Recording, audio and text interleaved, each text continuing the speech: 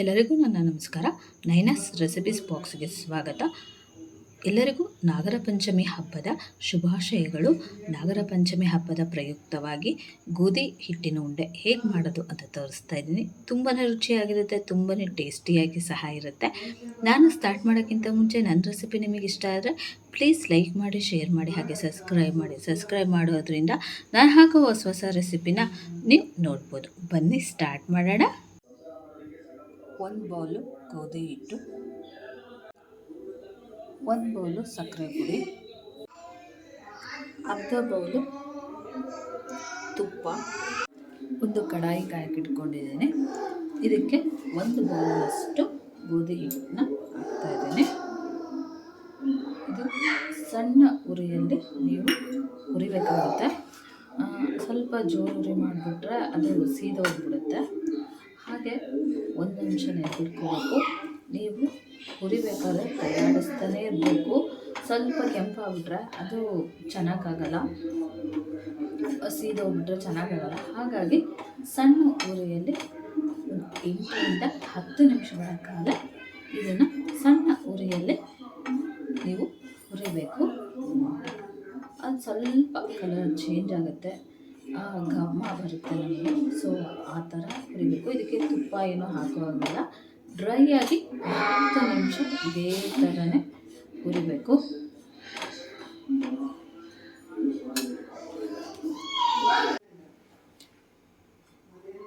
ನೋಡಿ, ಇದು ಇವಾಗ ಆಗಿದೆ. ಘಮ ಅಂತ ವಾಸನೆ ಬರ್ತಾ ಇದೆ. ಸ್ವಲ್ಪ ಕಲರ್ ಸಹ ಚೇಂಜ್ ಆಗಿದೆ, ನೋಡ್ತಾ ಇರ್ಬೋದು. ಇದನ್ನು ಇವಾಗ ಆಫ್ ಮಾಡ್ತಾ ಇದ್ದೀನಿ.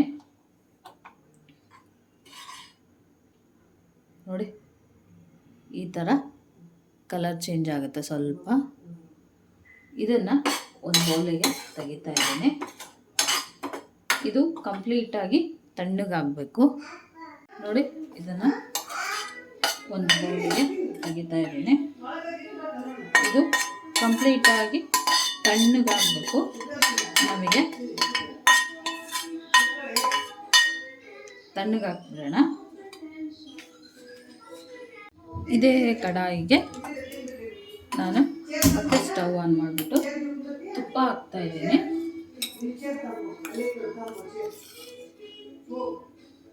ಇದು ಅರ್ಧ ಬೌಲ್ ಇದೆ ತುಪ್ಪ. ನಾವು ಯಾವ ಬೌಲ್ ತೊಗೊಂಡಿರ್ತೀವಲ್ಲ, ಸೊ ಅದೇ ಬೌಲಲ್ಲಿ ನಾವು ತುಪ್ಪ ತಗೋಬೇಕು. ಇದು ಕರಗಬೇಕು, ಬಿಸಿ ಆಗಬಾರ್ದು, ಜಸ್ಟ್ ತುಪ್ಪ ಮೆಲ್ಟ್ ಆಗಬೇಕು. ನೋಡಿ, ತುಪ್ಪ ಮೆಲ್ಟ್ ಆಗಿದೆ. ಒಂದು ಬೌಲಿಗೆ ತೆಗಿತಾ ಇದ್ದೀನಿ. ಇದು ಸಹ ಕಂಪ್ಲೀಟಾಗಿ ಆರಬೇಕು, ಸ್ವಲ್ಪ ಸಹ ಬೆಚ್ಚಗಿರಬಾರ್ದು. ನೋಡಿ, ಇದು ಇವಾಗ ಕಂಪ್ಲೀಟಾಗಿ ಆರಿದೆ. ಸ್ವಲ್ಪನೂ ಬಿಸಿ ಇರಬಾರ್ದು. ಬಿಸಿ ಇರೋದ್ರಾಗೆ ಸಕ್ಕರೆ ಹಾಕಿದರೆ ಸಕ್ಕರೆ ಮೆಲ್ಟ್ ಆಗಿಬಿಡುತ್ತೆ, ನೀರು ಹೊಡೆದ್ಬಿಡುತ್ತೆ. ಹಾಗಾಗಿ ಇವಾಗ ಸಕ್ಕರೆ ಪುಡಿ ಹಾಕ್ತಾಯಿದ್ದೀನಿ. 1 ಬೌಲು. ನೀವು ಯಾವ ಬೌಲಲ್ಲಿ ಗೋಧಿ ಹಿಟ್ಟು ತೊಗೊಂಡಿರ್ತೀರೋ ಅದೇ ಬೌಲಲ್ಲಿ ಸಕ್ಕರೆ ತಗೋಬೇಕು. ಇದನ್ನು ನೀಟಾಗಿ ಮಿಕ್ಸ್ ಮಾಡಬೇಕು. ಫಸ್ಟು ಇದಕ್ಕೆ ನೀಟಾಗಿ ಹೊಂದ್ಕೋಬೇಕು.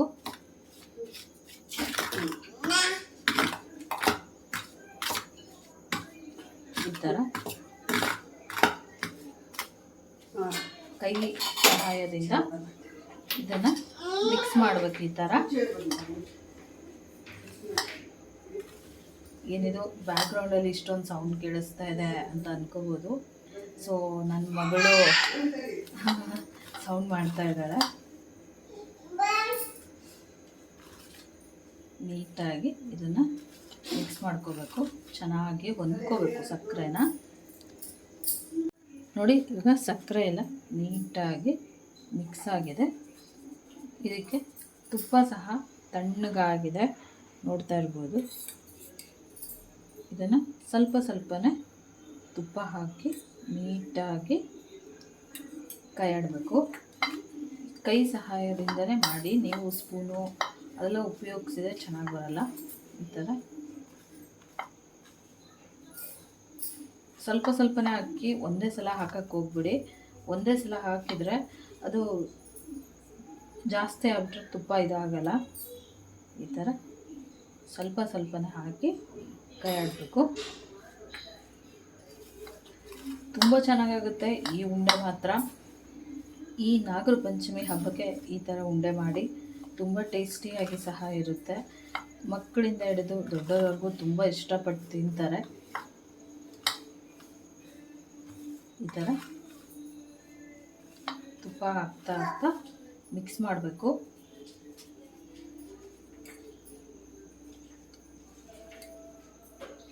ತುಂಬ ಟೇಸ್ಟಿಯಾಗಿರುತ್ತದೆ ಈ ಉಂಡೆ ಮಾತ್ರ. ಮಕ್ಕಳು ಸಹ ಇಷ್ಟಪಟ್ಟು ತಿಂತಾರೆ. ಈ ನಾಗರ ಪಂಚಮಿ ಹಬ್ಬಕ್ಕೆ ಒಳ್ಳೆಯ ಉಂಡೆ ಇದು. ಮನೇಲಿ ಗೆಸ್ಟ್ ಬಂದರೆ ಈ ಥರ ಉಂಡೆ ಮಾಡಿಕೊಡಿ, ತುಂಬ ಇಷ್ಟಪಟ್ಟು ತಿಂತಾರೆ. ಹಾಗೆ ಇದನ್ನು ನಾವು ಒಂದು ತಿಂಗಳು ಸಹ ನಾವು ಇದನ್ನು ಸ್ಟೋರ್ ಮಾಡಿ ಇಡ್ಬೋದು.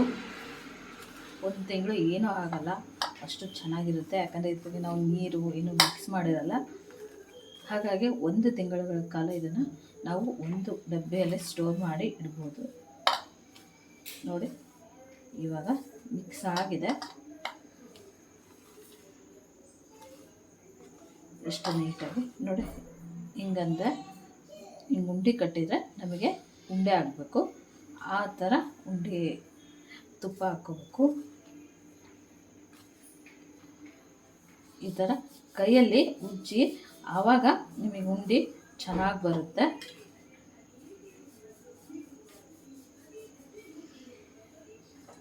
ಕೈಯಲ್ಲೂ ಈ ಥರ ಉಜ್ಜಿ ಮಾಡೋದ್ರಿಂದ ಉಂಡೆ ತುಂಬ ಟೇಸ್ಟಿಯಾಗಿ ಸಹ ಇರುತ್ತೆ. ತುಂಬ ಇದೂ ಬರುತ್ತೆ, ಸ್ಮೂತಾಗಿ ಬರುತ್ತೆ.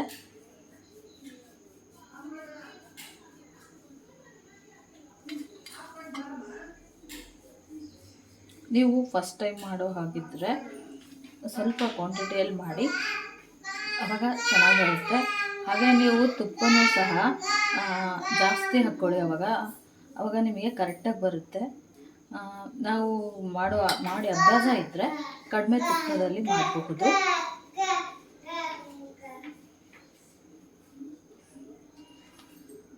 ಈ ಥರ ನೀಟಾಗಿ ಉಜ್ಜಬೇಕು.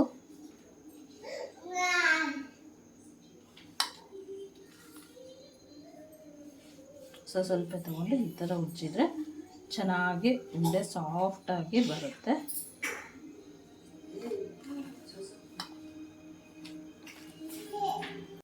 ನೀಟಾಗಿ ಮಿಕ್ಸ್ ಆಗಿದೆ. ನಾನು ಅರ್ಧ ಬೌಲ್ ತುಪ್ಪ ತಗೊಂಡಿದ್ದೆ, ಇನ್ನು 1 ಸ್ಪೂನಷ್ಟು, ದೊಡ್ಡ ಸ್ಪೂನಷ್ಟು ತುಪ್ಪ ಉಳಿದಿದೆ. ಇವಾಗ ಇದನ್ನು ಉಂಡೆ ಕಟ್ಟೋಣ. ನಿಮಗೆ ಯಾವ ಸೈಜ್ ಬೇಕೋ ಆ ಸೈಜಲ್ಲಿ ನೀವು ಉಂಡೆ ಕಟ್ಬೋದು.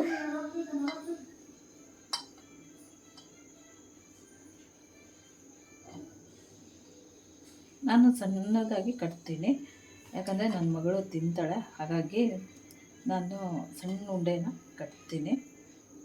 ನೀವು ದೊಡ್ಡದು ಬೇಕಾದರೂ ಸಹ ನೀವು ಕಟ್ಕೋಬೋದು.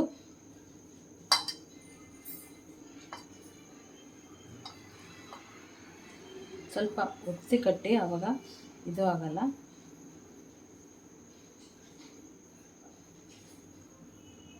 ನೋಡಿ, ಈ ಥರ ಎಲ್ಲ ಉಂಡೆನೂ ಮಾಡಿಡಬೇಕು. ನೋಡಿ, ಗೋಧಿ ಹಿಟ್ಟಿನ ಉಂಡೆ ರೆಡಿಯಾಗಿದೆ. ಎಷ್ಟು ಚೆನ್ನಾಗಿ ಕಾಣಿಸ್ತಾ ಇದೆ ಅಂದ್ಬಿಟ್ಟು ನಾಗರ ಪಂಚಮಿ ಹಬ್ಬದ ಪ್ರಯುಕ್ತವಾಗಿ ಗೋಧಿ ಹಿಟ್ಟಿನ ಉಂಡೆ ಮಾಡಿದ್ದೀನಿ. ತುಂಬಾ ರುಚಿಯಾಗಿರುತ್ತೆ, ತುಂಬಾ ಟೇಸ್ಟಿಯಾಗಿ ಸಹ ಇರುತ್ತೆ. ನೀವು ಸಹ ಮನೇಲಿ ಒಂದ್ಸಲ ಟ್ರೈ ಮಾಡಿ ನೋಡಿ, ಹೇಗಿತ್ತು ಅಂತ ನನಗೆ ಕಮೆಂಟ್ ಬಾಕ್ಸಲ್ಲಿ ತಿಳಿಸಿ. ಹಾಗೆ ನನ್ನ ರೆಸಿಪಿ ನಿಮಗೆ ಇಷ್ಟ ಆದರೆ ಪ್ಲೀಸ್ ಲೈಕ್ ಮಾಡಿ, ಶೇರ್ ಮಾಡಿ, ಹಾಗೆ ಸಬ್ಸ್ಕ್ರೈಬ್ ಮಾಡಿ. ಸಬ್ಸ್ಕ್ರೈಬ್ ಮಾಡೋದ್ರಿಂದ ನಾನು ಹಾಕೋ ಹೊಸ ರೆಸಿಪಿನ ನೀವು ನೋಡ್ಬೋದು. Thank you.